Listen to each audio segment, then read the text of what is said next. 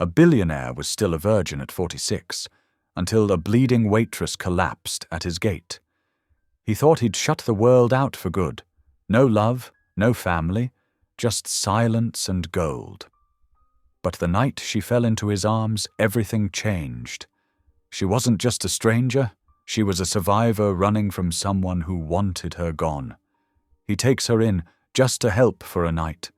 But one prayer, one act of kindness, starts a chain of miracles no one saw coming. As her little girl calls out for help miles away, his cold mansion becomes the only place where faith still burns. But when the world finds out, they'll call her a liar, a gold digger, a scam. He'll have to choose between his spotless reputation or the only love that ever felt real. What happens when a man who never let anyone in opens his gate to grace? Tell me in the comments where you're watching from right now, and if this story speaks to you, make sure you hit subscribe so you don't miss the next one. The morning light filtered through the tall windows of Lorenzo Westfield's Colorado estate, casting long shadows across the polished hardwood floors. At 46 years old, Lorenzo had achieved what most would consider the pinnacle of success.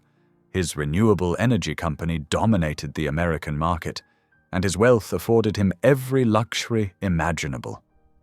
Yet, as he walked through the silent halls of his mansion, his footsteps echoing in the emptiness, that success felt hollow. The staff moved like shadows around him, their voices barely above whispers when they needed to communicate. They had learned over the years that their employer preferred the quiet, needed it even. The only sound that seemed to bring him any comfort was the steady tick-tock of his mother's antique grandfather clock, standing tall and proud in the main hallway. Lorenzo paused before it now, his fingers ghosting over its polished wood. The clock had been his mother's pride and joy, a family heirloom that had survived generations. Unlike him, who survived but didn't truly live. "Good morning, Mr. Westfield." Martha, his housekeeper of 15 years, murmured as she passed by with fresh linens.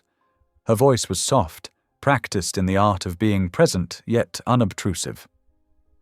"Morning," he responded, his own voice rough from disuse. When was the last time he'd had a real conversation with someone? The board meetings and business calls didn't count. Those were transactions, not connections. He made his way to the breakfast room, where a single place setting awaited him. The morning paper lay folded beside his plate, the headlines blaring about his company's latest acquisition. Success after success, dollar signs and profit margins, that's what his life had become. The day passed, as it always did, in a blur of video conferences and spreadsheets. From his home office, Lorenzo could see the misty valley below, the mountains rising majestically beyond. It was beautiful. He knew that objectively. But he couldn't remember the last time he'd truly felt that beauty in his soul. As evening approached, storm clouds gathered over the peaks. Lorenzo watched them roll in from his study, the room growing darker with each passing minute. Thunder rumbled in the distance, and for some reason it stirred something in him. A memory of sitting with his mother during storms, her voice gentle as she read from her worn Bible. The rain started, first a gentle patter against the windows, then a steady drumming. Lightning flickered across the sky, illuminating the room in brief, harsh flashes. Lorenzo stood at the window, his reflection ghostly in the glass. "Lord," he whispered, surprising himself. How long had it been since he'd prayed? Since his mother's funeral? Since the day he'd decided that prayers went unanswered and faith was for those who couldn't make it on their own? But something in him broke open tonight, like the sky above. "Lord," he said again, louder this time, his voice shaking. "If there's still something left for me, if there's still hope." He swallowed hard, fighting against years of built-up walls. "Send it through my gates." The words hung in the air, feeling both foolish and profound. Lightning cracked again, closer now, bright enough to make him step back from the window. The thunder that followed was immediate and deafening. Lorenzo turned away, chiding himself for this moment of weakness. He was a businessman, not some character in one of his mother's beloved inspirational novels. Life didn't work that way. Prayers weren't answered with convenient timing, and miracles didn't just appear on doorsteps. Then he heard it. A scream, high and terrified, cut through the storm's fury. It came from the direction of his front drive. Lorenzo froze, his heart suddenly pounding. The scream came again, and this time he was moving, his feet carrying him swiftly through the house. He hardly noticed the startled looks from his staff as he rushed past them. At the front door, he hesitated for just a moment, his hand on the handle. The rational part of his mind told him to call security, to let them handle whatever was happening outside. But something else, something that felt suspiciously like his mother's guiding hand, pushed him forward. He threw open the door, and the storm hit him full force. Rain lashed at his face, and wind whipped his normally perfectly pressed shirt. Lightning flashed again, illuminating his circular driveway and the scene before him. The scream had come from somewhere beyond the gates, out where his private drive met the main road. Through the curtain of rain, he could see the faint glow of headlights, tilted at an odd angle. Lorenzo stood there, water soaking through his clothes, facing a choice. He could go back inside, call the authorities, and let them handle whatever had happened. That would be the sensible thing to do, the safe thing, the thing that fit with the careful, controlled life he'd built for himself. But he'd just prayed for, the first time in years, and somewhere in his heart, a long dormant voice whispered that this moment, this choice, mattered more than he could know. The rain continued to pour, and Lorenzo Westfield, Billionaire CEO, stood on his doorstep, letting the storm wash over him as he faced what felt like the most important decision he'd made in years. His mother's clock chimed inside, its familiar sound carrying even through the storm. And suddenly he knew what he had to do. He stepped out into the rain, each step taking him further from his safe, silent world and toward whatever, or whoever, waited beyond those gates. The wind howled around him, and another flash of lightning illuminated his path. For the first time in longer than he could remember, Lorenzo felt truly alive. Something was about to change. He could feel it in his bones, in the electricity in the air, in the way his heart raced with both fear and anticipation. He reached the gates, punching in the security code with trembling fingers. As they swung open, thunder rolled overhead, and Lorenzo squared his shoulders. Whatever he found beyond these gates, he knew with sudden certainty that his prayer had been heard. Whether this was answer or test, or perhaps both, remained to be seen. The gates finished their slow arc, and Lorenzo stepped through them, leaving behind the carefully ordered world he'd built for himself. The rain continued to fall, but now it felt less like punishment and more like baptism, washing away years of isolation and fear, preparing him for whatever lay ahead in the storm-dark night. Another scream pierced the darkness, closer now, and Lorenzo broke into a run. His expensive shoes slipped on the wet pavement, but he kept going. The headlights he'd seen from his doorway grew brighter, and now he could make out the shape of a car, its front end crumpled against one of the old oak trees that lined his drive. His heart pounded in his chest, each beat seeming to echo his earlier prayer. "Send it through my gates." Well, here he was, outside those gates for the first time in what felt like forever, running toward a stranger's cry for help in the middle of a storm. Lightning flashed again, and in that brief, brilliant moment, Lorenzo saw everything with perfect clarity. The car, steam rising from its damaged hood, the oak tree, its bark scarred from the impact, and most importantly, the figure moving inside the vehicle, desperate and afraid. This was it, the moment his evening prayer had led to. Whatever happened next would change everything, and Lorenzo Westfield, the man who had spent years hiding from life behind his wealth and walls, was finally ready to face it. Lightning illuminated the dark road as Lorenzo fumbled with his flashlight, its beam cutting through the sheets of rain. The wind howled around him, pulling at his clothes, but he pressed forward. Another crack of thunder shook the ground beneath his feet. Then he saw her. A figure slumped against the iron bars of his gate, one hand pressed tightly against her side. Her dark hair was plastered to her face, and even through the rain, he could see the red staining her white uniform shirt. "Help!" Her voice was barely a whisper. "Please! He's coming!" Lorenzo rushed forward, his heart pounding. The woman's face was pale, her eyes unfocused. She was young, probably in her late 20s, wearing what looked like a diner uniform. A name tag reading Rose was pinned crookedly to her shirt. "I'm here," Lorenzo said, kneeling beside her. "You're going to be all right." He shrugged off his jacket and wrapped it around her trembling shoulders. She tried to focus on his face. "I couldn't let him hurt Mrs. Jenkins. She's 72. Arthritis in her hands." Her words slurred together, pain etching lines around her mouth. "Don't try to talk," Lorenzo said. He slipped one arm under her knees and the other behind her back, lifting her as gently as he could. She was light, too light, in his arms, and he could feel her shaking. The walk back to the house seemed endless. Rain pelted them both as Lorenzo carefully picked his way up the drive. Rose's head lolled against his shoulder, her breathing shallow but steady.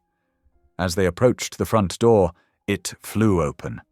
Ruth Callahan stood there, her usually neat grey hair disheveled, her face tight with concern that quickly shifted to suspicion. "Mr. Westfield, what are you doing? We should call the police, not bring her inside. This could be a trap." "Enough, Ruth," Lorenzo said, his voice firm as he carried Rose through the doorway. "She needs help. Call Dr. Matthews." Ruth's mouth set in a hard line, but she pulled out her phone.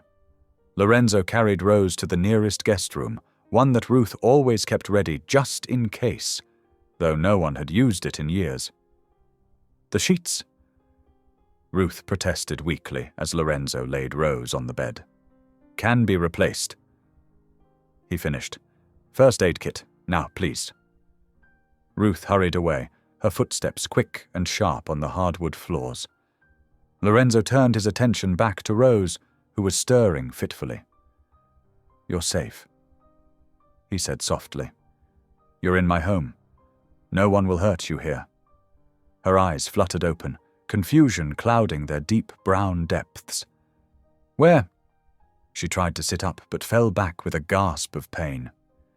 "Easy," Lorenzo said, placing a gentle hand on her shoulder. "You're hurt. Help is coming." Ruth returned with the first aid kit and hovered anxiously as Lorenzo cleaned the cut on Rose's side. It wasn't as deep as the blood had made it appear, but it would need proper medical attention. As he worked, Rose drifted in and out of consciousness, fragments of her story emerging in broken whispers. She was a waitress at the Valley Diner. Her manager, Doug, had been harassing Mrs. Jenkins, an elderly server, pushing her to work faster despite her arthritis. When Rose stepped in to defend her, Doug had lost control, shoving her into the sharp edge of a counter before chasing her into the storm. "You stood up to him," Lorenzo said softly, taping a bandage in place. "That was brave." "Stupid," Rose mumbled. "Could lose my job. Hope needs that money." Before Lorenzo could ask who Hope was, Rose's eyes flew open wide. She looked around the room, really seeing it for the first time. The elegant furnishings, the expensive artwork on the walls, the crystal chandelier overhead. "Oh no!" She pushed herself up, wincing. "I can't. I shouldn't be here. I need to go." "You're not going anywhere in this storm," Lorenzo said firmly. Through the windows, lightning still flickered, and rain lashed against the glass. "You're hurt. It's dangerous out there, and you said someone was after you." "But I'm getting blood on your sheets," she protested weakly. "And my clothes are soaked. This room probably costs more than I make in a month." Lorenzo surprised himself by chuckling. "The sheets don't matter. What matters is that you're safe." Rose sank back against the pillows, tears mixing with the rain still drying on her face. "Why are you helping me?" Lorenzo thought about his prayer earlier that evening, about the years of emptiness in this huge house, about the way his mother had always welcomed strangers in need. "Because you needed help," he said simply, "and you're safe here for as long as you need." Ruth made a small noise of protest behind him, but Lorenzo ignored it.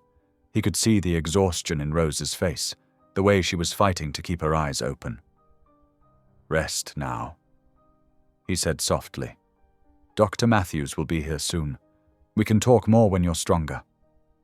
Rose's eyes drifted closed, her breathing evening out. Lorenzo stood, turning to face Ruth's disapproving frown. "We know nothing about her," Ruth whispered harshly. "We know she was willing to risk her job and her safety to protect an elderly co-worker," Lorenzo replied. "That tells me enough for now." Thunder rolled overhead, and rain continued to pour, but inside the guest room, Rose slept peacefully, safe from both the storm outside and the one she'd fled. Lorenzo watched her for a moment longer, feeling something shift in his chest, something that felt like purpose, like the answer to a prayer he'd almost forgotten he'd made. Morning sunlight streamed through the tall windows, painting golden patterns across the expensive bedding. Rose blinked slowly, her mind foggy with confusion as she took in the unfamiliar surroundings. The bed beneath her was softer than any she'd ever slept in, and the room, it was bigger than her entire apartment. Reality crashed back suddenly. The diner, Doug, running through the storm, the kind stranger who'd helped her. She sat up carefully, wincing at the tenderness in her side where Dr. Matthews had stitched her up the night before. The clock on the bedside table read 7:15 in the morning. Hope would be waking up soon at her neighbor Mrs. Chen's apartment, wondering where her mama was. A gentle knock at the door made her jump. "Come in," she called, pulling the blankets up higher. Lorenzo Westfield entered, carrying a silver tray laden with breakfast. He moved with careful precision, as if afraid of startling her. "Good morning," he said softly. "I thought you might be hungry." "You didn't have to," Rose began, but her stomach growled loudly, betraying her. A slight smile touched Lorenzo's lips as he set the tray on the bedside table.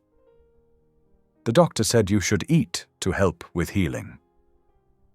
He hesitated, then gestured to a chair near the bed. "May I?" Rose nodded, studying him in the morning light. He was tall and distinguished-looking, with silver threading through his dark hair at the temples. His clothes were obviously expensive, but he wore them with an unconscious ease that spoke of someone who rarely thought about such things. "How are you feeling?" he asked, settling into the chair. "Better, thank you." Rose looked at the tray. Fresh fruit, yogurt, toast, and what smelled like really good coffee. I don't know how to thank you for everything." Lorenzo shook his head. "No thanks needed. I'm just glad I could help."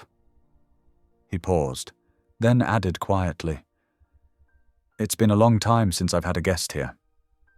10 years, actually." The admission hung in the air between them.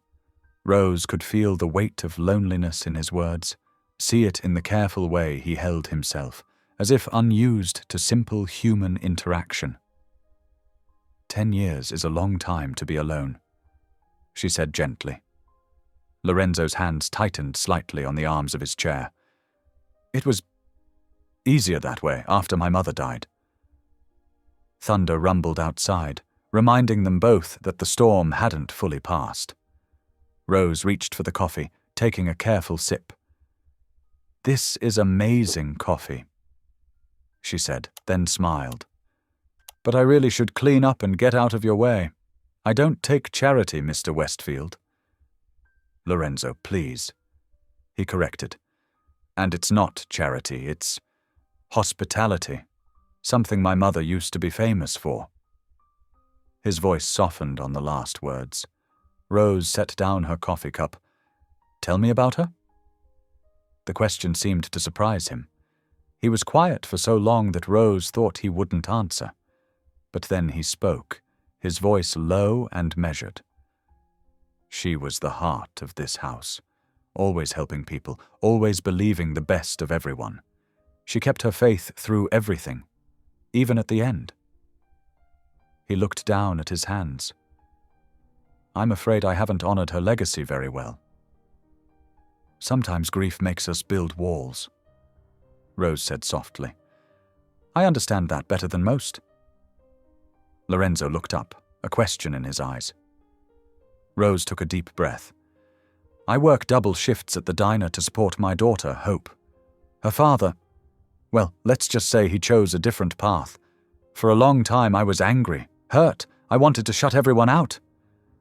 She smiled slightly. "But then I'd look at Hope, see her smile, and remember that closing yourself off means missing out on all the good things, too." "How old is Hope?" Lorenzo asked. 7. She's my little artist, always drawing pictures, singing songs." Rose's face lit up talking about her daughter. "She says God sends good people when we need them most." Lorenzo was quiet for a moment. "Your daughter sounds wise beyond her years." "She is." Rose finished her coffee and pushed back the blankets. "Now please let me help clean up. I can't just lie here all day being waited on." Despite Lorenzo's protests, Rose insisted on at least carrying her breakfast tray to the kitchen. They spent the day talking as thunder rolled outside, their conversations flowing naturally from one topic to another. Rose told him about juggling work and single motherhood, about her dreams of maybe opening her own cafe someday. Lorenzo shared stories of his mother, of building his company from nothing, of the faith he'd once had that seemed to slip away with each passing year. As evening approached, Lorenzo surprised himself by asking Rose to join him for dinner.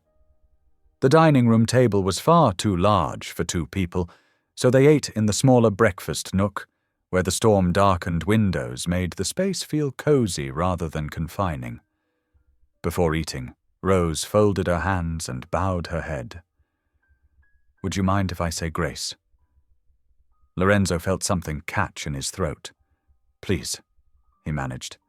"Dear Lord," Rose prayed softly, "thank you for this food, for shelter from the storm, and for sending help when we needed it most. Bless this meal and the hands that prepared it. And Lord, please watch over my Hope tonight. Amen." "Amen," Lorenzo whispered, the word feeling both foreign and familiar on his tongue. As they ate, Lorenzo found himself watching Rose, the way she savored each bite, her genuine appreciation for the simple meal, her easy way of sharing stories and laughter. He couldn't remember the last time he'd enjoyed a meal this much, the last time he'd felt this present. The feeling that washed over him wasn't the sharp ache of loneliness he'd grown used to, but something different, a humbling awareness of how much he'd cut himself off from, how much he'd been missing. It was gratitude, he realized with surprise. Gratitude, and maybe something like hope. Rose caught him lost in thought and smiled gently. "Penny, for your thoughts?" "I was just thinking," Lorenzo said slowly, "that sometimes the greatest blessings come disguised as storms." As morning light filtered through dissipating clouds, Rose made her way to the vast kitchen where Ruth was organizing breakfast preparations. The older woman's posture stiffened slightly as Rose entered, her movements becoming more deliberate. "Good morning," Rose said softly. "Please, let me help. It's the least I can do after all the kindness I've been shown." Ruth's lips pressed into a thin line. "That's not necessary. You're a guest." "I'm a waitress by trade." Rose replied with a warm smile. "And my mama always taught me that capable hands shouldn't stay idle when there's work to be done." Something in Ruth's expression softened slightly at the mention of mothers and teaching. She studied Rose for a long moment before nodding toward a bowl of fresh berries. "Those need washing and sorting." Rose rolled up her sleeves and got to work, handling the delicate fruit with practiced care. As she worked, she began humming softly, an old hymn her grandmother used to sing. Amazing grace, how sweet the sound. From the doorway, unseen by either woman, Lorenzo paused in his morning routine. The gentle melody drifted through the air, stirring something deep within him. His mother used to hum that very same hymn while preparing Sunday breakfast. Ruth glanced at Rose, her efficient movements slowing slightly. "My mother used to sing that while she worked too. It's funny how some songs just live in our bones," Rose replied, setting aside the washed berries. "Would you like help with the pancake batter?" To Lorenzo's surprise, Ruth handed over the mixing bowl without protest.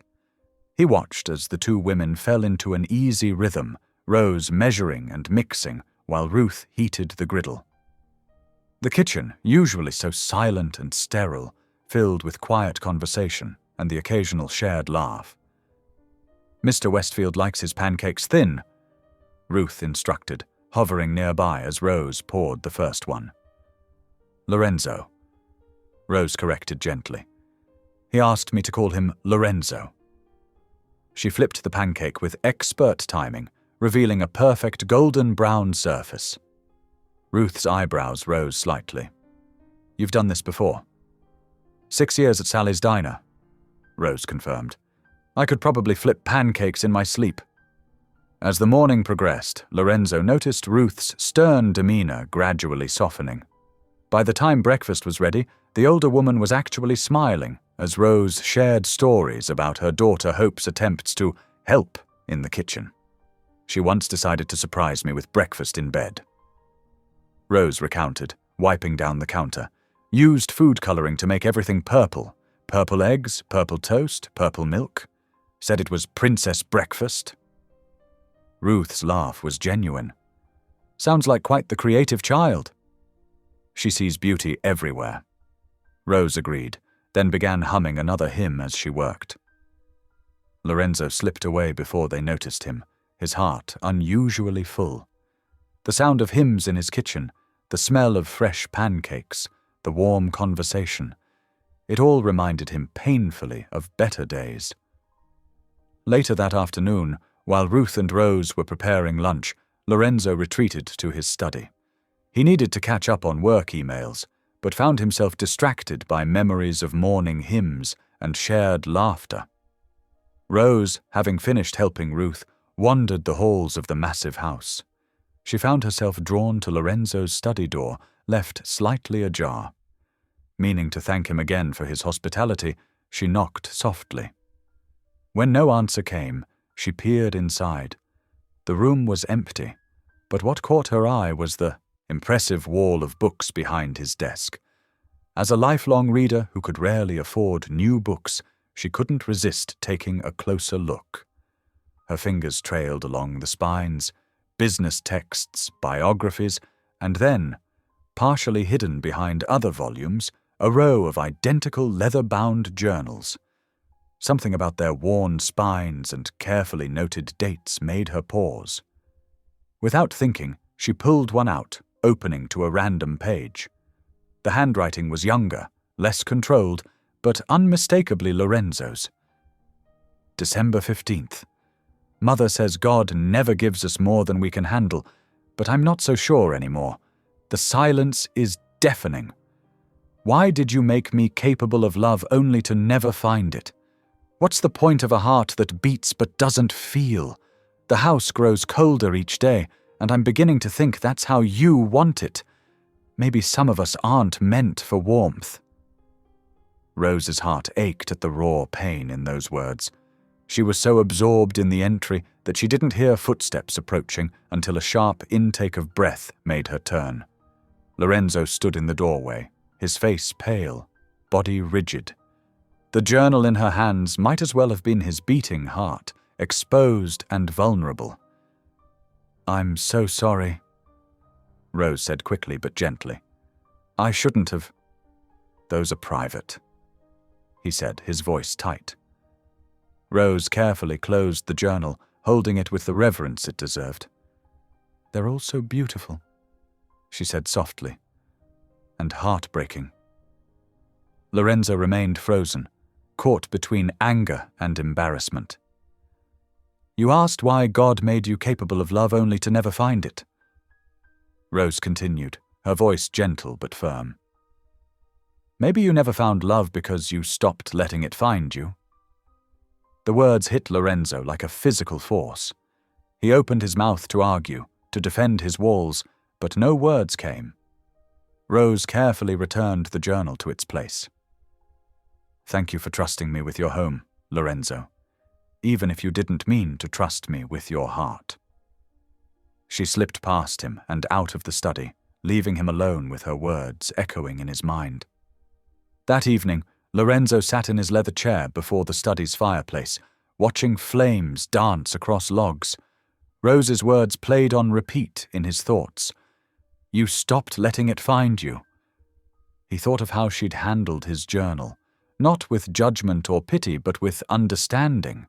How she'd seen past his wealth to his worth, past his walls to his wounds. How she filled his silent halls with hymns and his empty kitchen with laughter. The fire crackled, sending sparks up the chimney, and Lorenzo realized he felt warm, truly warm, for the first time in years. Not just from the flames, but from something deeper, something he'd thought long dead. A flutter of feeling in his chest, like a bird testing broken wings. He watched the fire late into the night, allowing himself to feel its warmth, to acknowledge the subtle thaw beginning in his heart. Rose's hummed hymns still echoed in his memory, mixing with his mother's voice from long ago, reminding him that perhaps it wasn't too late to remember how to feel. The early morning sun had barely touched the mountain peaks when Rose's cell phone shattered the peaceful silence of the guest room. Her hands trembled as she fumbled to answer it, her neighbor Martha's name flashing on the screen. "Rose. Oh, thank God you picked up." Martha's voice crackled with panic. "Hope's here with me, but she's scared out of her mind. Darren's been circling the building in his truck for the past hour. He's been asking people if they've seen you." Rose's heart stopped. Her 7-year-old daughter's face flashed before her eyes, those bright, innocent eyes that had seen too much already. "Is she okay? Please tell me she's okay." "She's safe for now. I got her into my apartment when I saw him pull up. But Rose..." Martha's voice dropped to a whisper. "He seems different this time. Worse. More desperate." Rose was already moving, throwing her few belongings into a small bag. "Keep her inside. I'm coming right now." "Be careful, honey. He's still out there somewhere." Rose's hands shook as she ended the call. The beautiful guest room suddenly felt like a gilded cage, too far from where she needed to be. She grabbed her waitress uniform, still slightly damp from the storm, and changed quickly. A soft knock at the door made her jump. "Rose." Lorenzo's voice was concerned. "I heard voices. Is everything all right?" She opened the door to find him standing there, still in his morning robe, worry etched across his face. The genuine concern in his eyes made her throat tight. "I have to go," she said, trying to keep her voice steady. "Right now. My daughter. She needs me." Lorenzo's expression shifted from concern to alarm. "What's happened?" As Rose explained the situation, she watched Lorenzo's jaw tighten. He pulled out his phone.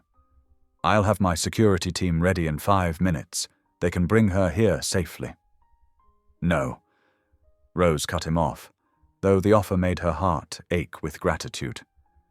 "You've already done too much. I won't be indebted like that." This isn't about debt, Lorenzo said softly. This is about safety. Your safety. Your daughter's safety.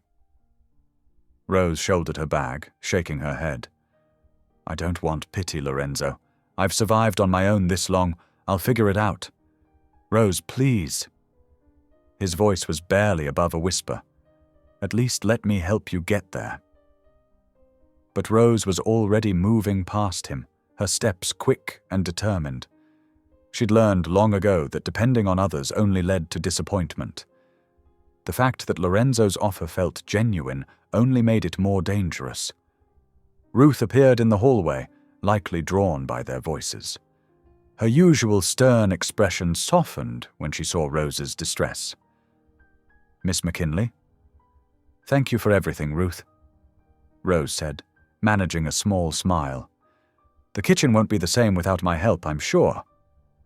Ruth's lips twitched. It certainly won't be as musical. Lorenzo followed Rose through the mansion's halls, his bare feet silent on the marble floors. At least let me drive you. I'll call a cab from the gate. Rose insisted, her pace never slowing. She couldn't let herself be swayed by his kindness.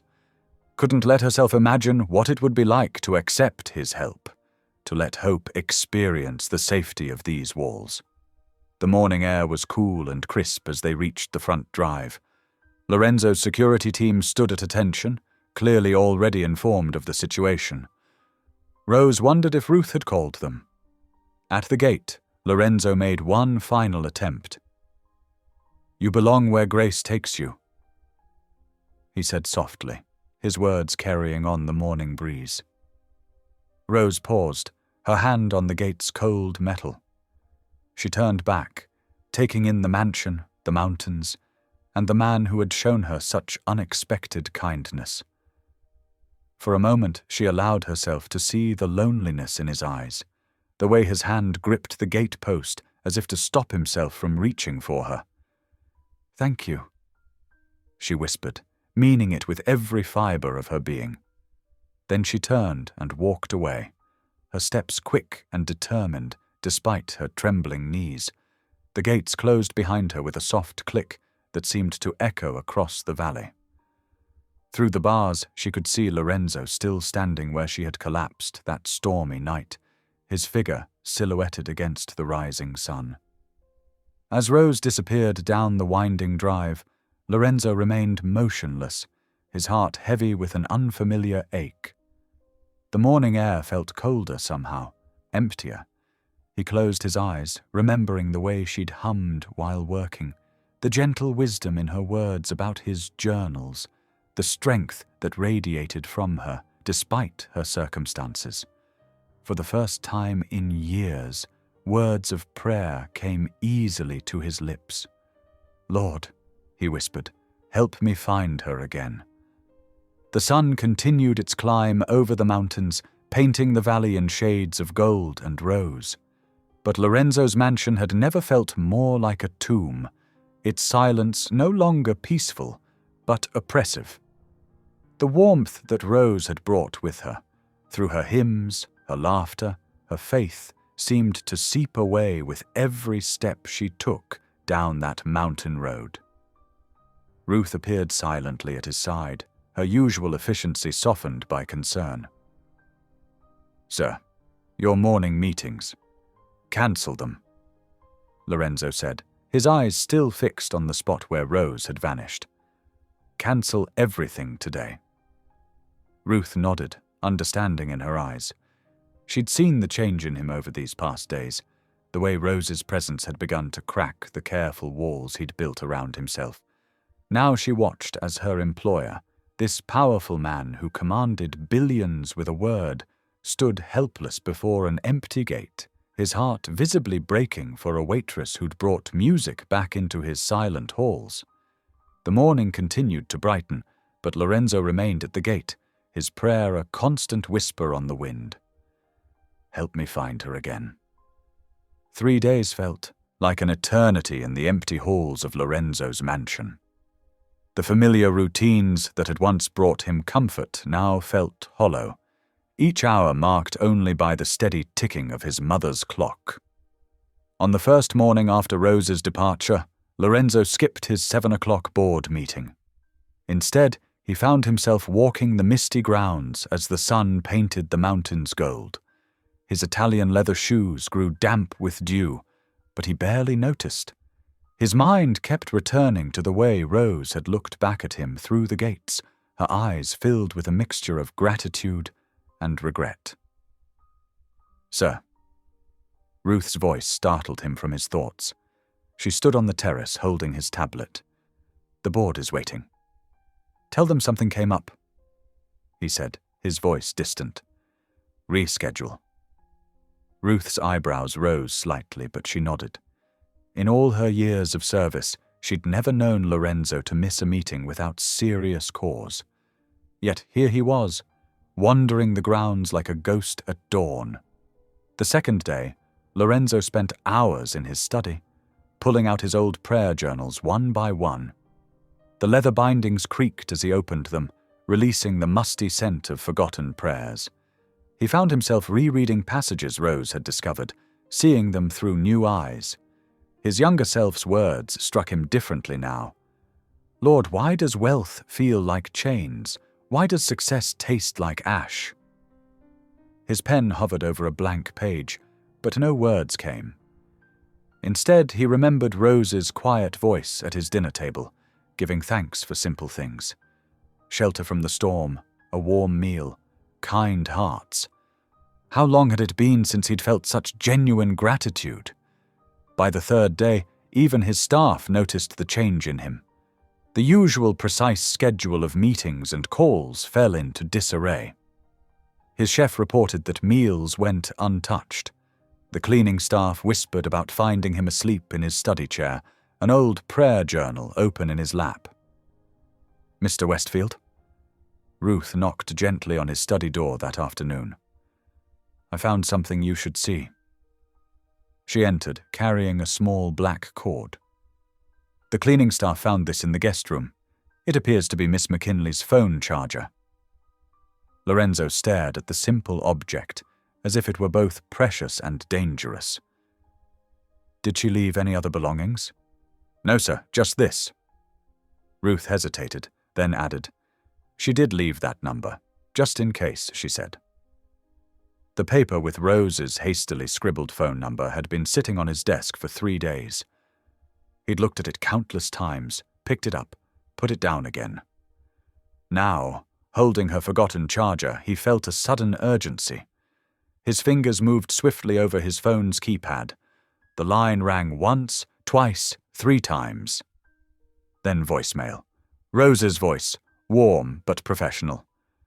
"Hi, you've reached Rose McKinley. Please leave a message."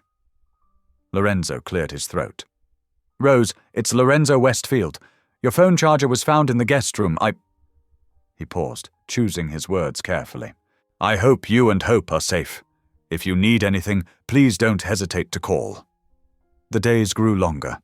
Lorenzo found himself taking more walks at sunrise, watching the gates where Rose had first appeared. During meetings he couldn't avoid, his mind wandered to the sound of her humming hymns in his kitchen. Each evening, he sat at his dinner table, the silence broken only by the ticking of his mother's clock. Ruth watched him with growing concern. She'd seen many women try to catch Lorenzo's attention over the years, each one drawn by his wealth and power. But Rose had been different. She'd touched something in him that Ruth hadn't seen since his mother's passing, a spark of the man he used to be before success had built walls around his heart. Miles away, in a small diner on the city's edge, Rose moved between tables with practiced efficiency. But her usual warm smile was strained, her eyes constantly darting to the door. Each time the bell chimed, she tensed, terrified she'd see Darren's face. She picked up extra shifts, trying to keep busy, to stay in public places where he couldn't reach her. Her manager noticed her jumpiness but didn't comment. He'd seen enough of life to recognize fear when he saw it. During quiet moments, Rose's hand would drift to her phone, thumb hovering over Lorenzo's number in her call log. She'd think of his gentle voice, the safety of his mansion's walls, the way he'd carried her in from the storm without hesitation. But pride and fear held her back. She couldn't risk dragging him into her mess. The night was already old when Lorenzo's phone rang. He'd been sitting in his study, pretending to read reports while actually staring at Rose's number again. The sound startled him so much he nearly dropped the device. Unknown number. His heart quickened as he answered. "Hello?" At first there was only breathing, quick and frightened. Then Rose's voice, barely a whisper. "He's taken Hope. Please help me." Lorenzo was on his feet before the message ended, his heart pounding. The fear in Rose's voice cut through every wall he'd built, every hesitation he'd harbored. He pressed the callback button immediately, but the line was already dead. The clock ticked steadily in the silence, marking precious seconds slipping away. Lorenzo stared at his phone, Rose's terrified whisper echoing in his mind. Somewhere in the city, a little girl was in danger. Somewhere in the darkness, Rose was asking for his help. His finger hovered over the security team's number, ready to mobilize every resource at his disposal. The man who had hidden behind wealth and walls for so long was gone. In his place stood someone who had finally found something worth fighting for, not because of duty or obligation, but because grace had led him to this moment. Lorenzo's hands gripped the steering wheel as his SUV sped through the darkness, windshield wipers fighting against the heavy rain. His security team's vehicles followed close behind, their headlights cutting through the storm. The clock on his dashboard read 11:15 at night, each minute ticking away like thunder. "Faster," he whispered to himself, pressing the accelerator harder. Highway 14 stretched before him, slick with rain, and nearly empty at this hour. The small diner's sign glowed in the distance like a beacon, its neon lights reflecting off the wet pavement. As he pulled into the parking lot, he spotted Rose immediately. She stood under the diner's awning, arms wrapped tightly around herself, her waitress uniform still on from her shift. The sight of her made his chest ache. She looked so small, so vulnerable against the vast darkness of the night. Lorenzo jumped out of the SUV, not bothering with an umbrella. Rain soaked through his expensive suit as he rushed to her side. "Rose," he called softly, not wanting to startle her. She turned, and the look in her eyes nearly broke him. Fear had carved deep lines around her mouth, and her usual warmth had been replaced by raw terror.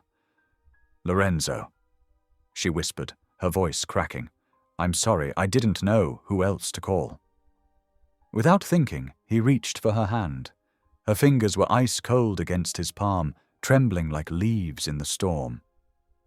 "We'll find her," he promised, squeezing gently. "I won't let you go through this alone." Rose's fingers tightened around his, seeking strength. "The police are looking, but—" She swallowed hard. "They say since Darren's her father, it's complicated. They're treating it like a custody dispute, not a kidnapping." Thunder rolled overhead as Lorenzo led her to his SUV, opening the passenger door. His security team spread out around them, alert and watchful. Inside the vehicle, the rain drummed against the roof, creating a rhythm that matched Rose's shaky breathing. "Tell me everything," Lorenzo said softly as he pulled back onto the highway. "When did you last see Hope?" Rose pressed her forehead against the cool window, her reflection ghostly in the glass. "I was at work. My neighbor, Mrs. Chen, was watching her. She called me in a panic about 2 hours ago, said Darren showed up claiming he wanted to talk to Hope."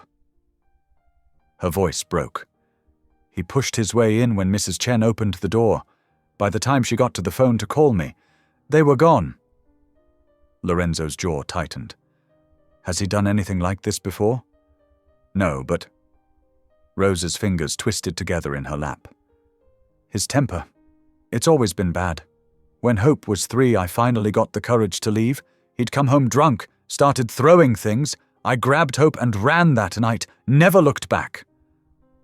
She took a shuddering breath. He found us once before, about a year ago, showed up at our apartment demanding to see her. I called the police, but by the time they came, he was gone. Rain streaked across the windows as they drove through sleeping towns, past darkened houses where families slept safely in their beds. Lorenzo's security team had split up, following different leads, staying in constant communication through their radios. I keep thinking about her teddy bear, Rose whispered suddenly. She never sleeps without it. It's still sitting on her bed, waiting for her. A sob caught in her throat. She must be so scared. Lorenzo's hand found hers again in the darkness. This time, he didn't let go. Your faith amazes me, he said quietly. After everything you've been through, you still trust. Still pray. Rose turned to look at him, tears glistening in her eyes. Sometimes faith is all we have left. When Darren first started changing, becoming violent, I wanted to be angry at God. But then I realized God didn't cause Darren's choices. He gave me the strength to protect hope instead. They drove in silence for several minutes, their joined hands a bridge between them. Lightning flashed across the sky, illuminating Rose's face. In that brief moment, Lorenzo saw not just her fear, but her incredible strength. There's a church up ahead, he said suddenly, remembering a small chapel he'd passed many times but never entered. Would you pray with me? Rose's eyes widened slightly, but she nodded. The chapel was a humble building, its white steeple barely visible through the rain. Lorenzo parked, and they ran through the downpour to the covered entrance. The door was unlocked. Many rural churches stayed open all night for travelers seeking sanctuary. Inside, the air was still and peaceful. Their footsteps echoed on the wooden floor as they made their way to the front pew. Rose sank down, pulling Lorenzo gently with her. Their hands remained linked as they bowed their heads. Dear Lord, Rose began, her voice barely above a whisper, protect my little girl. Keep her safe until we can find her. Give us wisdom to know where to look and... She faltered. And give us strength. Lorenzo continued, surprising himself. Help us be your hands and feet tonight. Show us the way. As they sat in the quiet church, Lorenzo felt something stirring in his heart, something he hadn't felt since his mother's death. It wasn't just concern for Rose and hope, though that burned bright and fierce. It was a reconnection to something larger than himself, a reminder that some things were worth more than all his carefully constructed walls. Rose squeezed his hand, and he looked over to find her watching him with gentle understanding. Thank you, she whispered, for everything. We should keep moving, he said softly, though part of him wanted to stay in this moment of peace. My team will have updates by now. They walked back to the SUV, the rain still falling, but somehow less threatening now. Their joined hands swung between them, a physical reminder that neither of them had to face the storm alone. As they climbed back into the vehicle, Lorenzo's phone buzzed with a message from his security team. The night stretched ahead of them, full of uncertainty and fear. But something had shifted in that small chapel. Two broken souls had found strength in each other, and in the faith that had brought them together. Whatever came next, they would face it together. Pink and gold streaks painted the morning sky as Lorenzo's SUV wound through narrow mountain roads. Rose had dozed off briefly, her head resting against the window, but startled awake at every bump and turn. Lorenzo noticed her fingers continuously moving over the small silver cross she wore, her lips forming silent prayers. His phone rang, breaking the dawn's quiet. The number was unfamiliar. Mr. Westfield? A gentle male voice spoke. This is Pastor Elijah Carter from Grace Community Church in Pine Valley. I believe I have someone here you're looking for. Rose grabbed Lorenzo's arm, her eyes wide with hope. A little girl. the pastor continued, "showed up in our sanctuary early this morning. She's sleeping now, holding on to one of our brass crosses like it's her lifeline. Dark curly hair, about 7 years old." "Hope," Rose whispered, tears streaming down her face. "Oh God, thank you." Lorenzo pressed harder on the accelerator, careful but urgent. "We'll be there in 15 minutes, Pastor. Please keep her safe." The small white church appeared around a bend, its steeple catching the first rays of sunlight. Lorenzo barely had the car in park before Rose was out, running toward the wooden double doors. He followed close behind, his heart pounding with an emotion he couldn't quite name. Pastor Elijah met them at the entrance, a kind-faced man in his 60s with silver hair and weathered hands. "She's right inside," he said softly. Poor thing was exhausted but wouldn't let go of that cross. They found Hope curled up on a worn wooden pew, her small form wrapped in what looked like the pastor's own cardigan. A brass cross from the altar lay tucked against her chest. Her face, even in sleep, showed traces of dried tears. "Hope?" Rose's voice cracked as she knelt beside the pew. "Baby, it's Mommy." Hope's eyes fluttered open. For a moment she looked confused, then her face crumpled. "Mommy!" She launched herself into Rose's arms, both of them crying now. "I knew you'd find me. I kept praying like you taught me." Lorenzo stood back, his own vision blurring as he watched them hold each other. Rose was on her knees, rocking Hope back and forth, whispering, "Thank you, God," over and over between kisses to her daughter's forehead. "Daddy was so angry." Hope hiccuped against Rose's shoulder. "He kept saying mean things about you. But I remembered what you said about God sending good people when we need them." She looked up then, noticing Lorenzo for the first time. Her eyes, so much like Rose's, studied him carefully. Rose pulled back slightly, smoothing Hope's tangled curls. "Are you hurt anywhere, baby? Did he—" She couldn't finish the question. Hope shook her head. "I ran away when he fell asleep. I remembered you saying churches are safe places, so when I saw the cross on top of this one," she clutched the brass cross tighter. "Pastor Elijah found me and gave me his sweater." The pastor stepped forward, placing a gentle hand on Rose's shoulder. "The police are on their way. They've already picked up Darren, found him passed out in his truck about 10 miles from here." Relief washed over Rose's face, but Hope's lip trembled. "Do we have to go back to our apartment? I don't want to—" "No, sweetie," Rose assured her, though Lorenzo could see the worry in her eyes, worry about what came next. "You could—" Lorenzo cleared his throat, surprised by how rough his voice sounded. He knelt down beside them, meeting Hope's curious gaze. "You could both stay at my house until things are happy again." Hope's eyes widened. The big house with the gate, where Mommy stayed during the storm? Lorenzo nodded, glancing at Rose. "If that's all right with your mother." Rose looked at him with such gratitude it made his chest ache. "Are you sure? We don't want to impose—" "Please, Mommy." Hope's small hand reached out, taking Lorenzo's larger one. "He feels safe, like the church does." Something shifted in Lorenzo's heart at those words. Simple, childlike wisdom that cut straight through his carefully constructed defenses. He squeezed Hope's hand gently. They spent the day at the church while police handled the formal statements and arrangements. Pastor Elijah brought them soup and sandwiches from his own home, sitting with them as Hope napped on the pew, this time with her head in Rose's lap.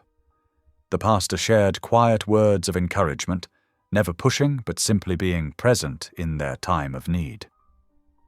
As evening approached, Hope insisted on saying goodbye to Pastor Elijah with a hug, still wearing his cardigan. "Can I keep the cross?" she asked shyly, to remember that God was watching over me. The pastor smiled, his eyes misting. "Of course, child. It's yours now." The drive back to Lorenzo's estate was quiet, stars beginning to pepper the darkening sky. Hope sat in the back seat, fighting sleep but eventually losing the battle. Rose reached across the center console, taking Lorenzo's hand just as she had during their desperate search the night before. "Thank you," she whispered, "for everything." Lorenzo glanced in the rearview mirror at Hope's sleeping form, then at their joined hands. Something about this felt right, like pieces falling into place after being scattered for too long. As they passed through his gates, no longer cold and forbidding but welcoming them home, he realized his prayer from days ago had been answered in ways he never could have imagined. The mansion that had once echoed with emptiness now held the soft sounds of Hope's steady breathing and Rose's quiet humming. As they carried the sleeping child inside, Lorenzo knew his life would never be the same, and he was profoundly grateful for that fact. The mansion's halls, once silent as a tomb, now rang with the bright sound of Hope's laughter. Her small feet pattered across marble floors that had known only echoes before, bringing life to every corner she touched. Each morning, Lorenzo found himself waking earlier, drawn by the sounds of life stirring within his home. One sunny Tuesday morning, he paused in the doorway of his kitchen, taking in the sight before him. Hope sat at the counter, her legs swinging as she concentrated on her drawing. Crayons scattered across the granite surface like fallen autumn leaves. Rose stood at the stove, humming an old hymn while stirring oatmeal, her voice lifting and falling in the morning light. "Mr. Lorenzo." Hope waved her paper at him. "Look what I made."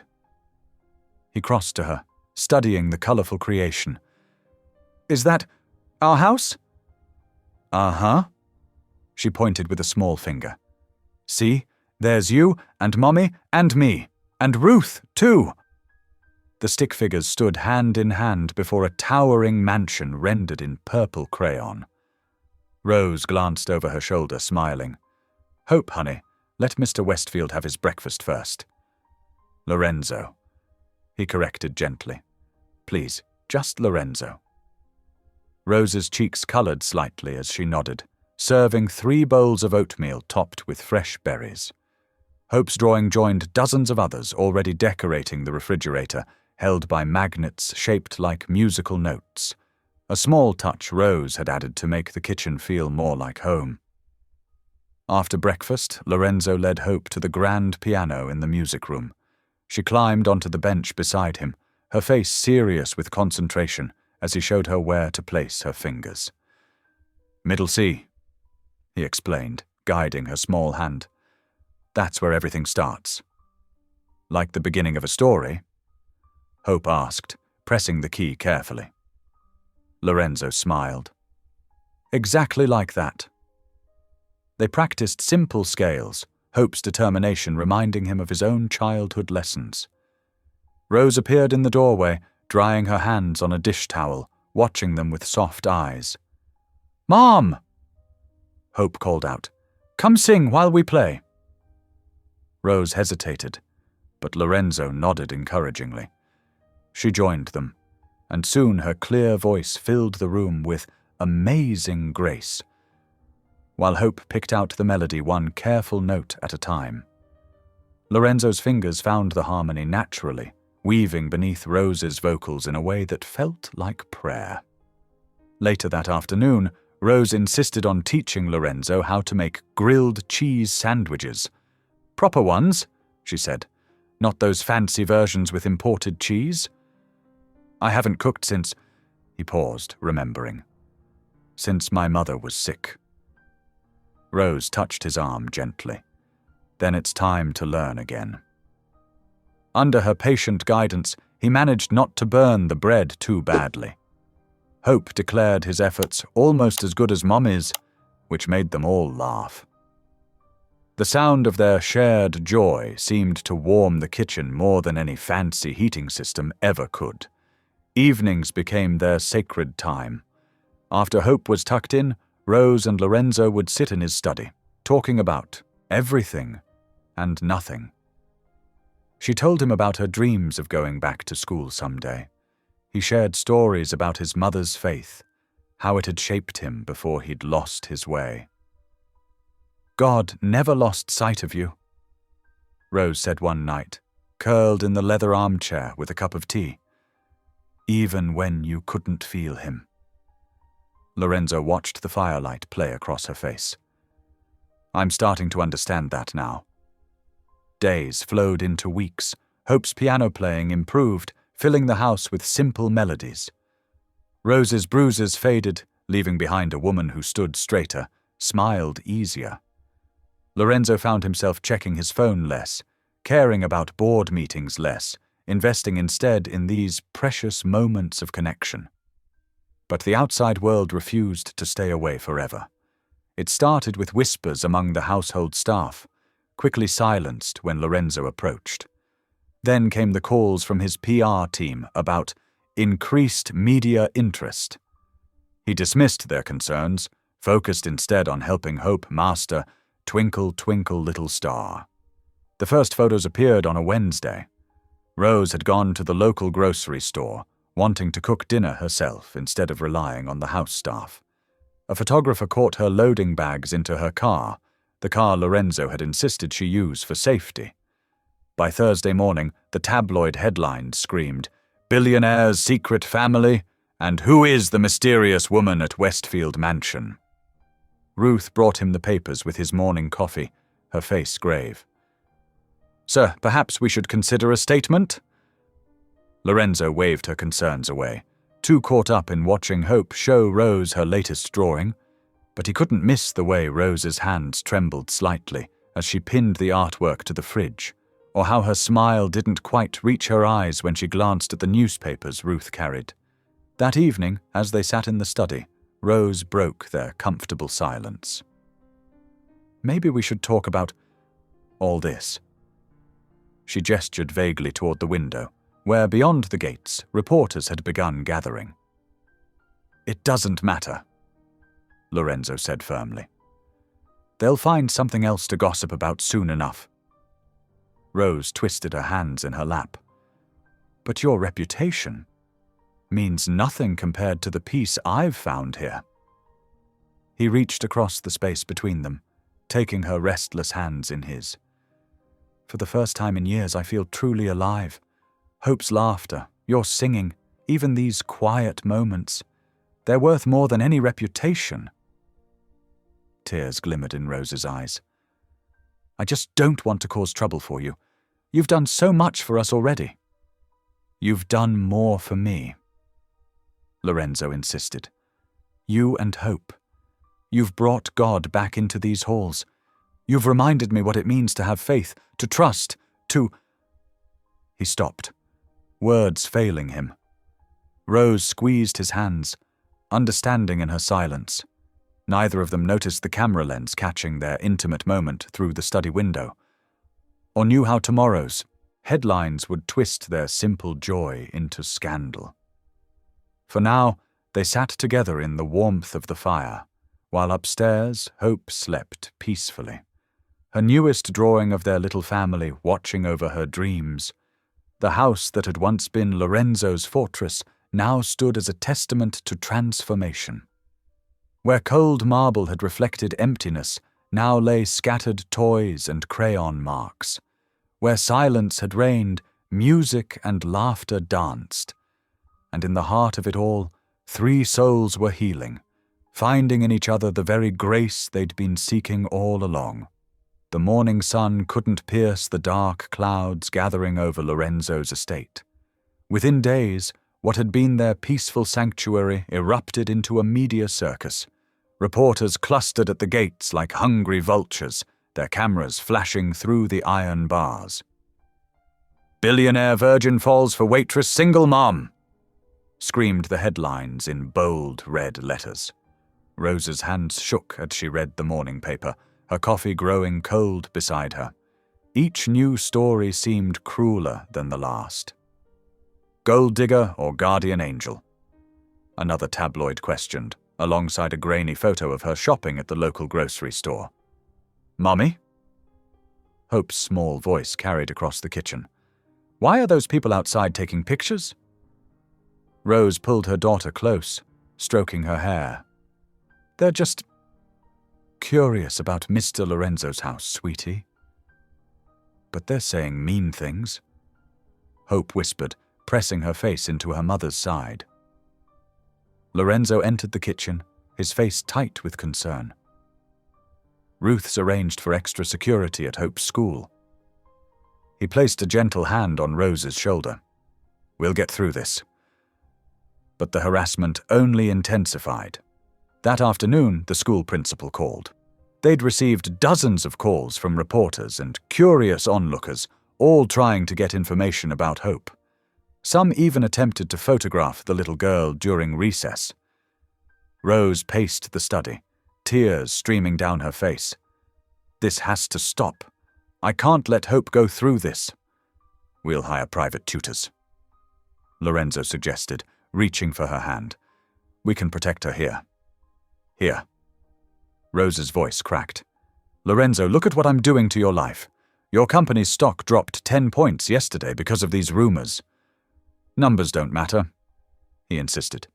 "Not anymore. But your reputation is worth nothing compared to what we've found here." He drew her close, his voice soft but firm. "You and Hope. You've brought life back to these halls. Back to me." Still, the headlines grew more vicious. Anonymous sources claimed Rose had orchestrated her attack to gain Lorenzo's sympathy. Others suggested she was using Hope to manipulate him. Each new story felt like a physical blow.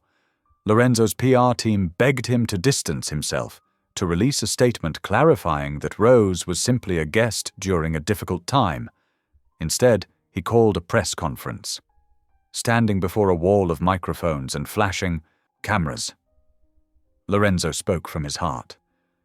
"6 months ago, I prayed for God to send something meaningful through my gates. He answered with Rose and Hope McKinley." His voice grew stronger. "If showing kindness to a mother and child is suspicious, then perhaps we've lost our way. If love is a scandal, I accept every headline." Rose watched the conference on TV, her heart aching at his defense of her. But she could see the strain in his eyes, the tension in his shoulders. This brilliant, kind man who'd given them shelter was now under attack because of her. That evening, Lorenzo had to attend an emergency board meeting. Before leaving, he found Rose in the music room, watching Hope practice piano. "I'll be back in a few hours," he promised. "Maybe we can all have hot chocolate when I return. Hope's favorite?" Rose nodded, forcing a smile. But inside, her decision was already made. After tucking Hope into bed for what she knew would be the last time in this beautiful house, Rose sat at Lorenzo's piano.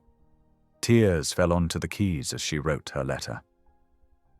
"Dear Lorenzo, you opened your gates to us when we needed shelter from a storm. You showed us kindness without asking anything in return. You gave Hope a safe place to laugh and play. But now I'm the storm in your life, bringing chaos to your peace. You deserve better than headlines and scandal. You deserve the quiet joy you had before we arrived. Thank you for showing us that good people still exist. Thank you for reminding me what it feels like to trust again. But I can't watch you sacrifice everything you've built just because you're too kind to turn us away. You deserve peace. I only bring storms." She packed their few belongings quietly, called a taxi, and slipped out through the service entrance where no reporters waited. Hope stirred only briefly as Rose carried her to the car, mumbling something about saying goodbye to Lorenzo. When Lorenzo returned home 3 hours later, the mansion was dark. His footsteps echoed through silent halls. No piano music, no child's laughter, no soft singing from the kitchen. He found Rose's letter on the piano, the paper still damp with her tears. The same clock that had kept him company through years of solitude now ticked loudly in the crushing silence. Lorenzo sank onto the piano bench, holding Rose's letter to his chest, surrounded once again by all his wealth and none of the warmth that had made it feel like home. Outside, rain began to fall, but this time there would be no desperate knock at his gate, no chance to offer shelter, no opportunity to say all the things his heart had finally learned to feel. The mansion's halls stretched before him, empty once more. But now the silence felt different, not like the peaceful solitude he'd once embraced, but like a void waiting to be filled. Every room held echoes of Hope's laughter, traces of Rose's grace. Their absence felt heavier than any loneliness he'd known before. In the kitchen, Hope's drawings still decorated the refrigerator. In the study, Rose's teacup sat on the side table where she'd left it. These small remnants of their presence made their absence even more profound. Lorenzo walked to the window of his study, pressing his forehead against the cool glass. The rain fell harder now, and somewhere out there, Rose and Hope were facing another storm alone. Because they thought they were protecting him. Because the world had convinced them they weren't worthy of the love they'd brought into his life. The ticking clock marked each moment of this new silence, each second taking them further away from the home they'd created together. The morning sun crept through the mansion's windows, casting long shadows across empty halls that seemed to mock Lorenzo's solitude. He moved from room to room like a man in a trance, calling out names that no longer belonged there. Rose. His voice echoed off marble floors. Hope? Each step revealed another reminder of what he'd lost. In Hope's temporary bedroom, crayon drawings still decorated the walls, cheerful scenes of sunshine and flowers, stick figures holding hands. One showed 3 people standing in front of what looked like his mansion.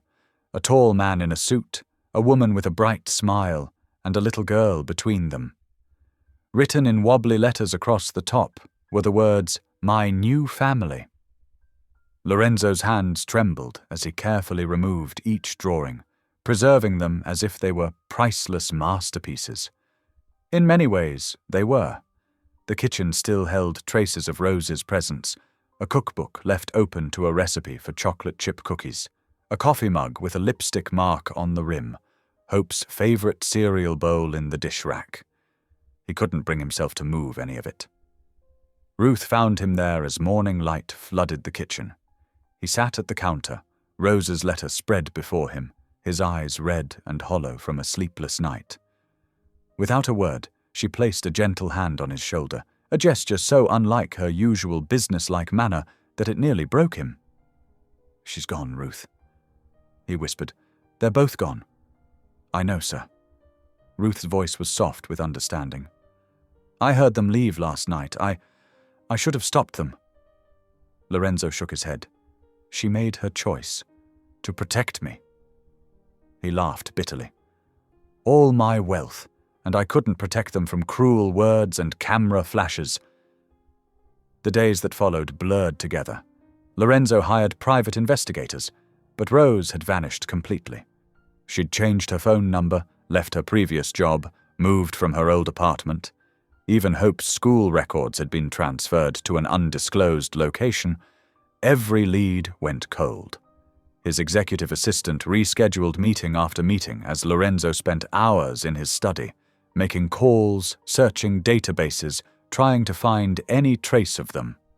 Board members grew increasingly concerned about his absence, but he couldn't focus on profit margins and quarterly reports when his heart was searching every street corner for a glimpse of Rose's smile or the sound of Hope's laughter. Nights stretched endlessly. He would walk the halls until dawn, remembering how Hope's footsteps had once echoed through them as she played hide and seek. How Rose's voice had filled the kitchen with hymns while she cooked. How the 3 of them had sat at his grand piano, Hope learning simple melodies while Rose watched with pride.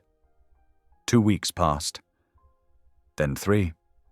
The media circus eventually moved on to newer scandals, leaving Lorenzo alone with his regret. The mansion settled back into its familiar silence. But what had once felt like peaceful solitude now felt like a tomb. On the anniversary of his mother's death, Lorenzo sat in his leather chair by the fireplace, holding his old prayer journal. Normally this day brought waves of grief for his mother, but tonight his heart ached for a different kind of loss.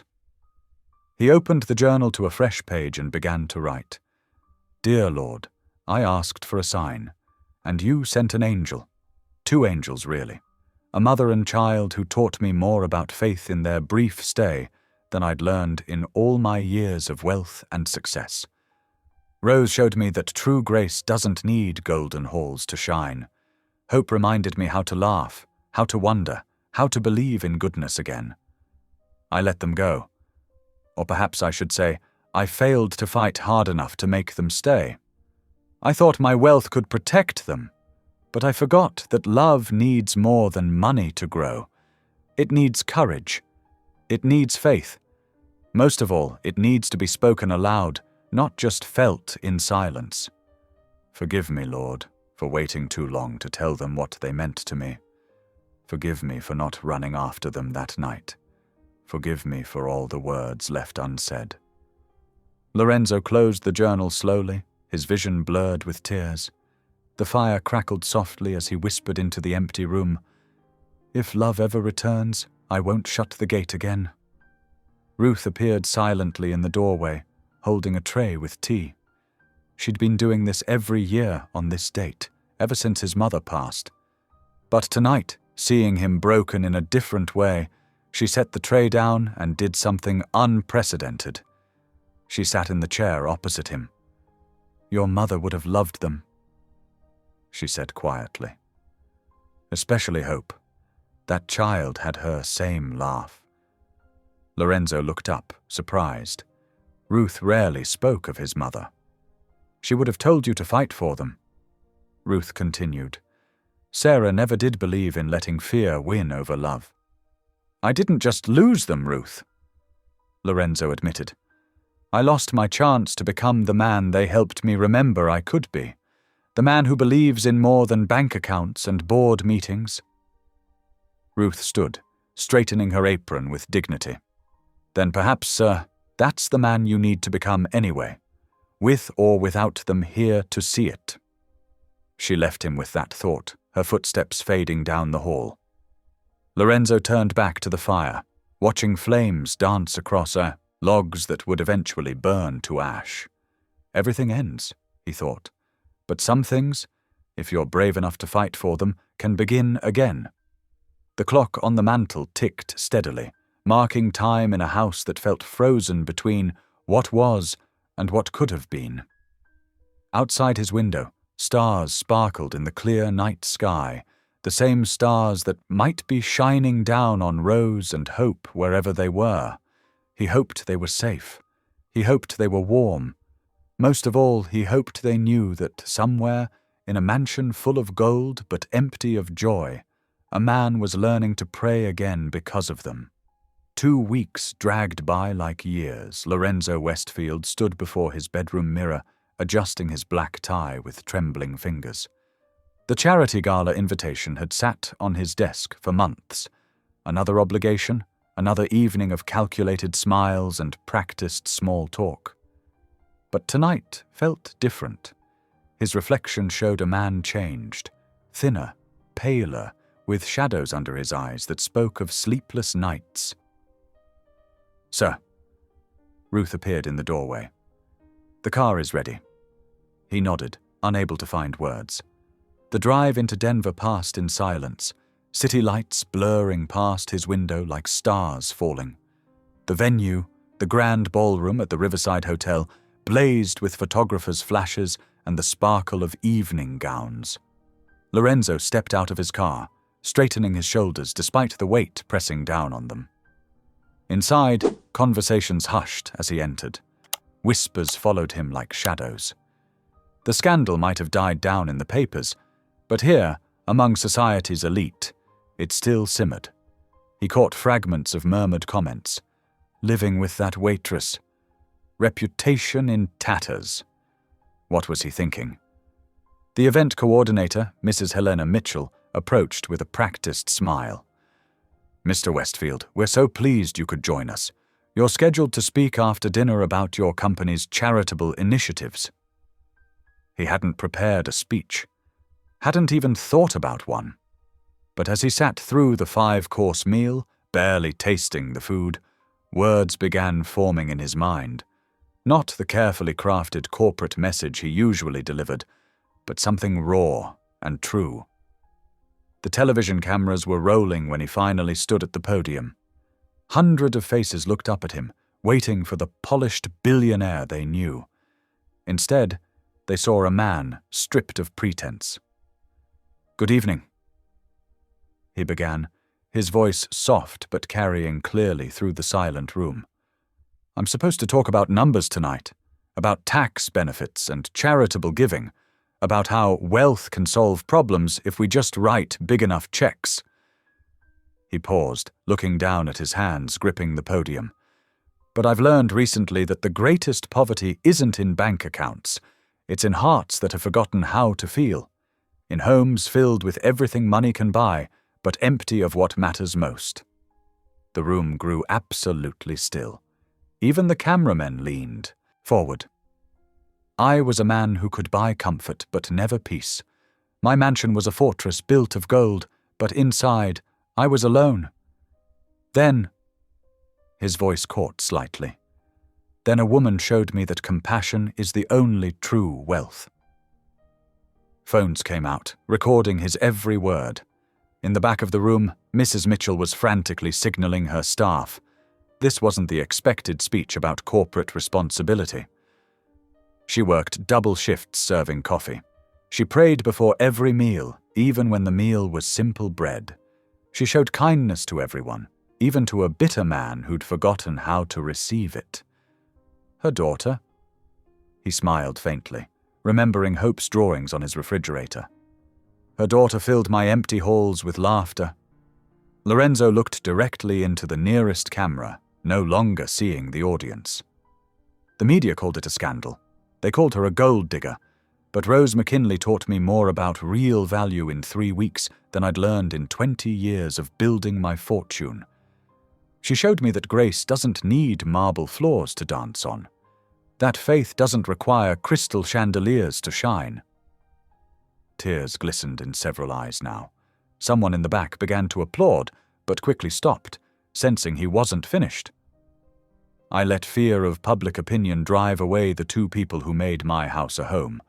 I stood silent while others questioned their character. Tonight, I'm breaking that silence. If there's a scandal here, it's not that a waitress and her daughter found shelter in a billionaire's home. It's that it took them to teach me what real shelter means. His hands were steady now as he concluded. My company will continue its charitable work, but I've learned that true charity isn't about tax write-offs or public recognition. It's about opening your gate when grace comes knocking, even if it arrives in unexpected ways. Thank you. The silence held for 3 heartbeats before the room erupted in applause. As he stepped down from the podium, phones buzzed with notifications. His speech was already going viral. The hashtag #CompassionIsWealth started trending within minutes. But Lorenzo didn't stay to bask in the response. He slipped out while others were still clapping, nodding briefly to Ruth, who waited by the exit. The drive home was quiet again, but different now, as if speaking his truth had shifted something in the air itself. The mansion loomed dark against the night sky when they arrived. Lorenzo walked slowly to the gate where he'd first found Rose. From his pocket, he took a single candle, one of the ones Hope had loved to watch flicker in the evenings, and lit it carefully. The small flame danced in the gentle breeze as he placed it securely by the gate. Standing there, remembering how Rose had collapsed in this very spot, he whispered into the wind, "Come home." The words carried no command, only longing, only hope, only truth. Ruth watched from the car, her usual stoic expression softening as her employer stood vigil by the candlelight. She didn't call out or hurry him along. Some moments, she knew, needed to be lived fully, even if they broke your heart. The candle flickered, casting gentle shadows on the iron bars of the gate. Bars that had once kept the world out but now seemed to be keeping him in.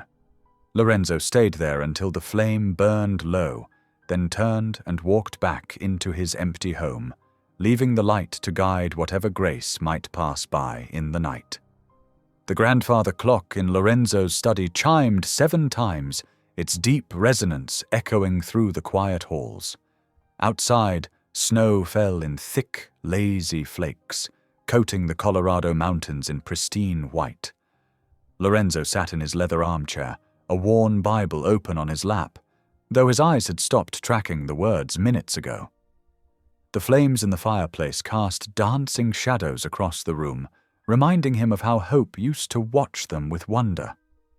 3 weeks had passed since his speech at the gala, and while public opinion had shifted dramatically in Rose's favor, she remained out of reach.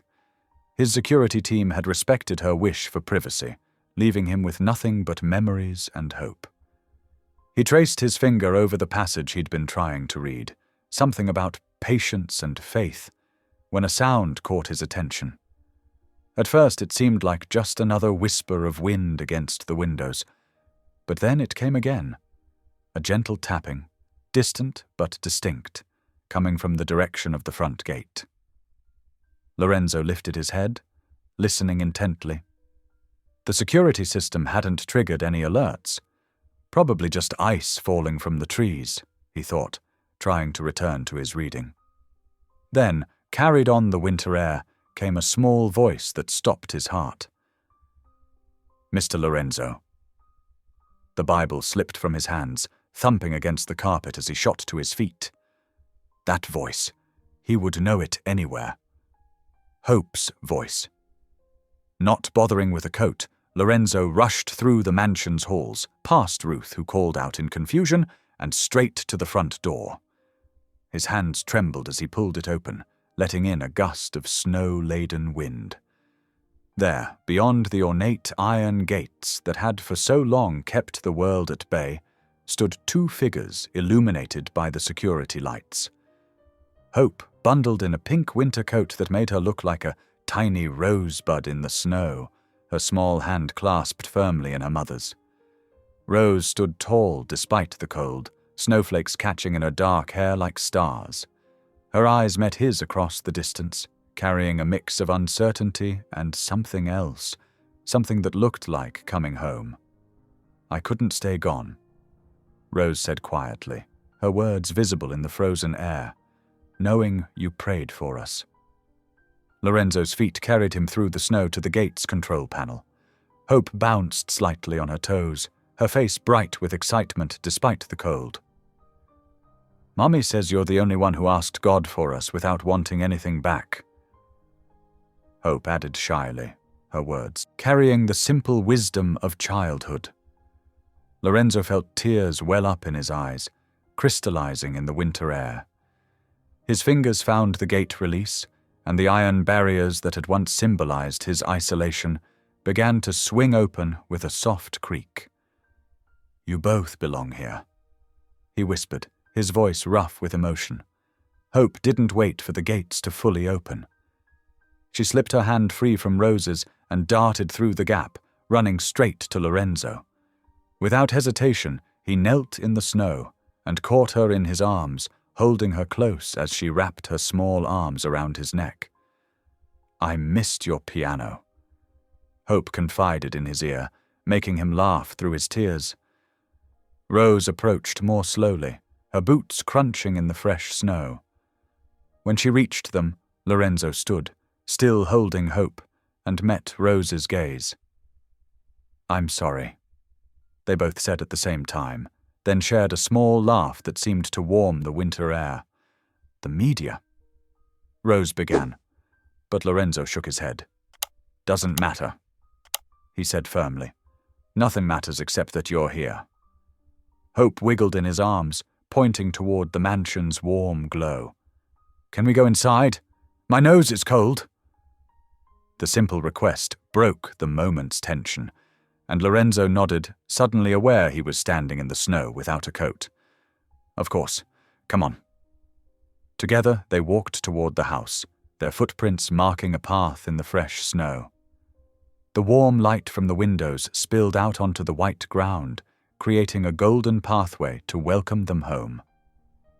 Ruth stood in the doorway, her usual stern expression softened by a slight smile. "I'll prepare some hot chocolate," she said, stepping aside to let them enter, "with extra marshmallows for Miss Hope." "3 marshmallows?" Hope asked hopefully as Lorenzo set her down. "3 marshmallows," Ruth confirmed, already heading towards the kitchen. Rose paused in the foyer, taking in the familiar surroundings. The grand staircase, the crystal chandelier, the family portraits lining the walls. Her eyes lingered on the spot where her drawings had once decorated the refrigerator door. "They're still here," Lorenzo said softly, reading her thoughts. "I kept everything. Hope's drawings, your recipe notes, even that burned pot from when we tried to make caramel." Rose laughed, a sound that seemed to bring warmth back to the mansion's halls. "I told you to watch the temperature." "I was distracted," Lorenzo admitted, his eyes holding hers. "I still am." Hope had already shed her pink coat and boots, leaving them in a small pile by the door. She padded across the marble floor in her sock feet, heading straight for the study where the fireplace still glowed. "Can I play the piano later?" she called over her shoulder. "Of course," Lorenzo answered, helping Rose with her coat. Their fingers brushed as he hung it on the rack, sending a current of warmth through both of them. They followed Hope into the study, where she had already claimed her favorite spot on the hearth rug. The Bible Lorenzo had dropped still lay open on the floor by his chair. Rose picked it up gently, noting the well-worn pages. "You've been reading again?" Lorenzo nodded, watching as she carefully closed the book and placed it on the side table. "Every day. It helps me remember what matters." Ruth appeared with a tray of hot chocolate, steam rising from 3 mugs topped with precise arrangements of marshmallows. Hope counted hers carefully before taking her first sip, leaving a small chocolate mustache that made both adults smile. As they settled into the warmth of the room, the snow continuing to fall outside the windows, Lorenzo felt something shift in his heart. The mansion no longer echoed with emptiness. Instead, it hummed with the quiet joy of presence, Hope's gentle humming as she sipped her cocoa, Rose's soft movements as she tucked a blanket around her daughter's shoulders, the crackle of the fire that seemed to welcome them all home. The walls of gold he had built around himself hadn't protected him. They had imprisoned him. But here, now, with snowflakes melting on Rose's hair and Hope's laughter filling the air, he understood what true shelter meant. It wasn't found in fortresses or fortunes, but in the simple grace of hearts opening to let love in. "I prayed too," Hope announced suddenly, looking up from her cocoa. "Every night, I asked God to make you not lonely anymore."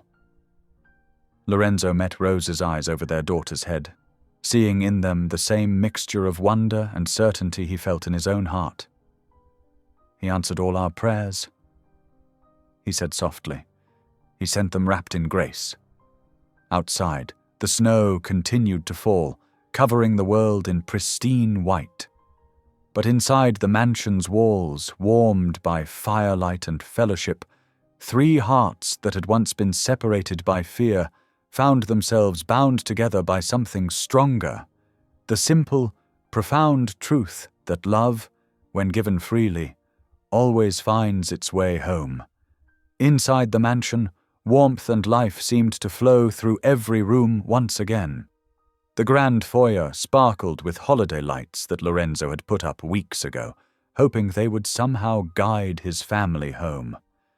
Now their glow felt like a celebration. Ruth bustled around the kitchen, her usual efficiency tinged with poorly hidden joy as she prepared hot cocoa. The familiar scents of chocolate and cinnamon wafted through the air, mixing with the pine fragrance from the half-decorated Christmas tree in the great room. "Look, Mommy," Hope called out, holding up a crystal angel ornament. "Mr. Lorenzo saved all the pretty ones for me to put up." She stood on tiptoe, trying to reach a higher branch. Lorenzo stepped forward to lift her gently, supporting her as she placed the angel exactly where she wanted it. "I couldn't finish it without you," he said softly. It didn't feel right. Rose watched them from the doorway, her heart full, but her eyes showing traces of guilt. The past weeks had been harder than she'd imagined. Not just surviving, but carrying the weight of what she'd left behind. She moved closer to Lorenzo as he set Hope down, her fingers twisting nervously. "I'm so sorry," she whispered, her voice catching. I was convinced I was ruining everything you'd built. Your reputation, your peace. I needed to prove to myself that I wasn't just taking advantage of your kindness." Lorenzo turned to face her fully, his expression gentle but serious. He took her hands in his, noting how they trembled slightly in his grasp. "You were never my burden, Rose. You were my answer." His thumbs traced small circles on her palms as he continued. "When I prayed that night in the storm, I wasn't asking for success or security. I was asking for life. Real life. You and Hope brought that back to me." Ruth appeared with a tray of steaming cocoa mugs, each topped with a generous swirl of whipped cream. "Just like old times," she said, her usual gruffness softened by genuine warmth. "Though this time, I hope you're all staying put." Hope abandoned her decorating to claim her mug, carefully carrying it to the plush rug near the fireplace. "We are staying, aren't we, Mummy?" she asked, her face serious over her whipped cream mustache. Rose looked up at Lorenzo, seeing in his eyes everything she'd been afraid to hope for: love, acceptance, and the promise of belonging. "If that's what Lorenzo wants," she said softly. "What I want," Lorenzo replied, his voice thick with emotion, "is to love you both, properly and patiently, for as long as you'll let me." He squeezed her hands gently. "I love you, Rose McKinley. Not because you needed help or because you changed me, but because you showed me what grace really looks like." Tears spilled down Rose's cheeks as she smiled. "I love you too," she whispered. "I tried not to. Tried to be practical and strong, but—" Lorenzo drew her closer, one hand rising to cup her cheek. In the firelight, with Hope humming Christmas carols nearby and Ruth pretending not to watch from the doorway, they shared their first kiss. It was gentle and reverent, a prayer of gratitude made flesh. When they parted, Hope clapped delightedly, making them both laugh. The sound echoed through the mansion, chasing away the last shadows of loneliness from its corners. Later that night, after Hope was tucked into her old bed and Rose had fallen asleep reading in the library, Lorenzo stood by the window, watching the snow fall. The grounds glittered under the moonlight, transformed into something magical and new. He closed his eyes, his heart overflowing with gratitude. "Thank you," he whispered, "for not just giving me love, but for giving me a family born from grace, for teaching me that the greatest wealth isn't what we own, but who we cherish." The snow continued to fall outside, each flake a tiny miracle of perfect design. Inside, the mansion had become what it was always meant to be, not a monument to success, but a home where love could grow and faith could flourish. Tonight, its walls held not gold, but something far more precious: the sound of family, the warmth of belonging, and the quiet certainty that grace, when given room to work, could transform even the coldest places into sanctuaries of love. Spring painted the Colorado Valley in vibrant colors. turning Lorenzo Westfield's once austere estate into a haven of new life. Purple crocuses and yellow daffodils dotted the rolling lawns of what was now known as the Gracegate Foundation, their faces turned toward the warming sun. "Mommy, look! The roses are blooming." Hope's voice carried across the garden she'd helped plant last fall. Her 7-year-old hands had insisted on placing each bulb herself, guided by Lorenzo's patient instructions. Now she darted between the neat rows, her sundress fluttering like butterfly wings. Rose looked up from her desk in the Foundation's main office, formerly Lorenzo's study. Where intimidating mahogany and leather once dominated, now soft, natural light streamed through unveiled windows. Her desk held files of women and children they'd helped transition to safety and independence over the past months. "Those are the Hope roses," Lorenzo said, appearing in the doorway with 2 cups of coffee. "They're special hybrid tea roses that bloom earlier than most." He set 1 cup beside Rose, his hand lingering on her shoulder. "Just like someone else we know who blooms wherever she's planted." Rose covered his hand with hers, her engagement ring catching the light. "I never imagined that night at the gate would lead to all this," she said softly. "You've given so many women a chance at a new life."